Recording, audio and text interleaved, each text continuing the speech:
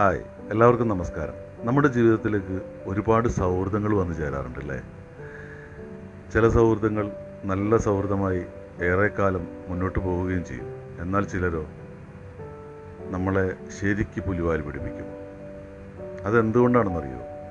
നമ്മൾ സൗഹൃദങ്ങൾ തിരഞ്ഞെടുക്കുന്നതേ ഒന്നുകിൽ അവരുടെ പ്രവർത്തനങ്ങൾ കണ്ടിട്ടോ, അല്ലെങ്കിൽ അവരുടെ സൗന്ദര്യം കണ്ടിട്ടോ, അല്ലെങ്കിൽ അവരുടെ സൗകര്യങ്ങൾ കണ്ടിട്ടോ, അതുമല്ലെങ്കിൽ അവരുടെ വാക്ചാതുരി കണ്ടിട്ടോ ഒക്കെ ആയിരിക്കും.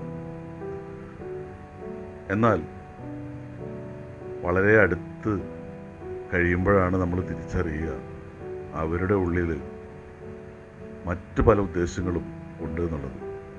അങ്ങനെ പുലിവാല് പിടിച്ച ഒരുപാട് സൗഹൃദങ്ങൾ നമുക്കുണ്ടായിരിക്കും, ഓരോരുത്തർക്കും.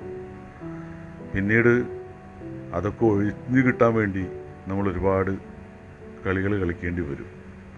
അപ്പോൾ വേറൊന്നുമല്ല എനിക്ക് പറയാനുള്ളത്, നമ്മളെപ്പോഴും സൗഹൃദങ്ങൾ തിരഞ്ഞെടുക്കുമ്പോൾ ഒറ്റയടിക്ക് സൗഹൃദത്തിലേക്ക് പോകുന്നതിന് മുമ്പ് അവരെ ഒന്ന് പഠിക്കുക, ദൂരെ നിന്ന് വീക്ഷിക്കുക, അവരെ കാണുന്നത് പോലെ തന്നെയാണൊന്ന് മനസ്സിലാക്കിയെടുക്കുക.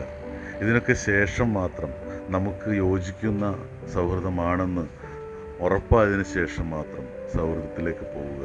അല്ലെങ്കിൽ നമുക്ക് നമ്മുടെ ജീവിതത്തിന് തന്നെ വലിയ വില കൊടുക്കേണ്ടി വരും എന്നുള്ളത് മനസ്സിലാക്കുക. അപ്പോൾ എല്ലാവർക്കും നല്ല സൗഹൃദങ്ങൾ തിരഞ്ഞെടുക്കാൻ സാധിക്കട്ടെ, നല്ല രീതിയിൽ മുന്നോട്ട് പോകാൻ സാധിക്കട്ടെ എന്ന് ആശംസിക്കുന്നു. നല്ല ഒരു ദിനം ആശംസിച്ചുകൊണ്ട് ഞാൻ നിർത്തുന്നു.